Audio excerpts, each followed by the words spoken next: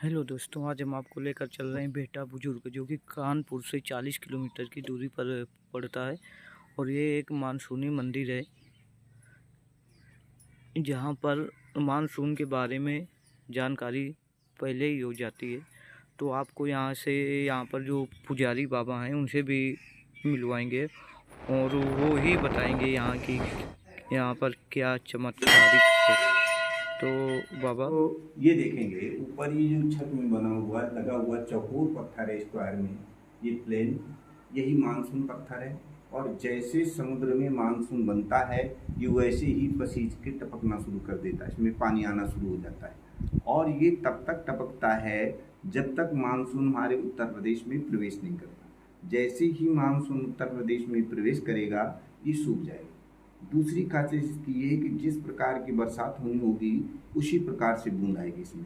इसका सिद्धांत है ज़्यादा बूंदे ज़्यादा पानी, कम बूंदे कम पानी। दूसरी बात, इतना प्राचीनतम मंदिर जीवंत हालत में हमारे भारतवर्ष में कोई दूसरा मंदिर नहीं। इसका प्रमाण क्या है?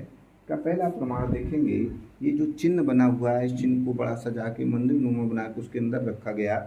आप लोगों ने इतिहास में पढ़ा होगा सिंधु घाटी सभ्यता, कि सिंधु घाटी सभ्यता काल के लोग प्रतीक चिन्हों की पूजा करते हैं। वहीं लिखा है कि सिंधु घाटी सभ्यता हमारे भारत की नहीं विश्व की सबसे प्राचीनतम सभ्यता है। दूसरा, ये जो मूर्ति है, इस मूर्ति को जो इतिहास के विशेष जानकार हैं देखते बता देंगे, नहीं मूर्ति बहुत ही प्राचीनतम और दुर्लभ है। इधर ये सर्प हैं, ये पशु हैं, ये पशुपतिनाथ है, ये इनकी सींग है, इधर का सींग खिल गया, टूट गया। पशुपतिनाथ की मूर्ति आपको भारतवर्ष के किसी भी मंदिर में देखने को नहीं मिलेगी। इतिहास में जब आप हड़प्पा सभ्यता पढ़ेंगे तो सेम टू सेम यही फोटो मिलेगी। हड़प्पा और सिंधु घाटी सभ्यता काल का कोई भी स्थान आपको जीवंत नहीं मिलेगा, क्योंकि जितने भी स्थान मिले हैं खुदाई से खंडित है। दूसरा प्रमाण आप देखेंगे, ये 12 खंबे। जब आप राजा शिवी का इतिहास पढ़ेंगे, राजा शिवी कबूतर वाले की तरफ तराजू में कबूतर, दूसरी तरफ अपना मांस काट के रखते गए। इतिहासकारों का मानना है कि जो 12 खंभों के मंदिर हैं, अर्थात 12 दुआरी है, ये राजा शिवी के जमाने में बनती थी। ये सब पहले ओपन होता था, लेकिन जैसे जैसे राजा आते गए एक दीवार खड़ी कर दी गई, खंभों के बीच की दूरी को कवर्ड कर दिया गया। अब हम ध्यान देते हैं कि राजा शिवी कौन हुए। राजा शिवी चंद्रवंश में दुष्यंत और शकुंतला से बहुत पहले, दुष्यंत और शकुंतला के बहुत बाद महाभारत हुई। महाभारत के बाद उड़ीसा जगन्नाथपुरी बनी। तो ये 12 खंबे प्रमाणित करते हैं कि ये उड़ीसा की जगन्नाथपुरी से प्राचीन है, अर्थात ये महाभारत से बहुत पहले का।